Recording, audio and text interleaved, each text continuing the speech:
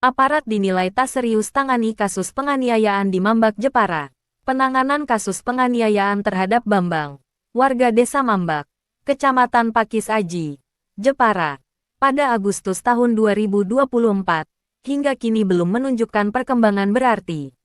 Pelaku masih bebas berkeliaran, sementara pihak kepolisian dinilai lamban dalam menindaklanjuti kasus tersebut. Bambang menjadi korban penganiayaan saat menolong, namun niat baiknya justru berujung pada kekerasan yang dialaminya. Sayangnya, meski kejadian ini telah berlangsung lebih dari 6 bulan, belum ada kejelasan hukum terhadap pelaku.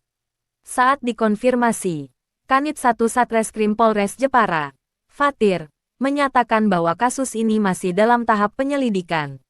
Kasusnya masih lidik, dan perkembangannya akan disampaikan melalui surat pemberitahuan perkembangan hasil penyidikan SP2HP, ujarnya.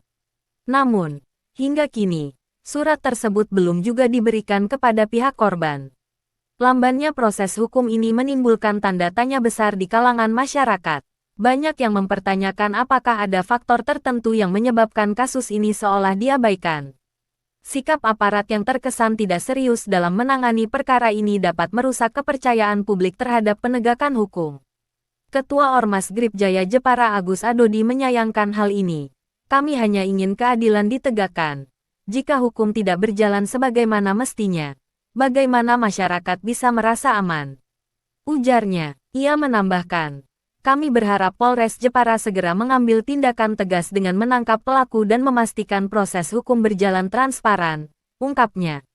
Lebih lanjut, jangan sampai ketidakjelasan ini memicu keresahan yang lebih luas dan membuat warga kehilangan harapan pada aparat penegak hukum. Karena ada kabar ayah dari pelaku adalah aparat yang bertugas di Jakarta, jangan sampai ini mempengaruhi penegakan hukum, tegasnya. Di sisi lain, kasus ini menjadi ujian bagi kepolisian dalam menunjukkan profesionalisme dan komitmen mereka terhadap keadilan.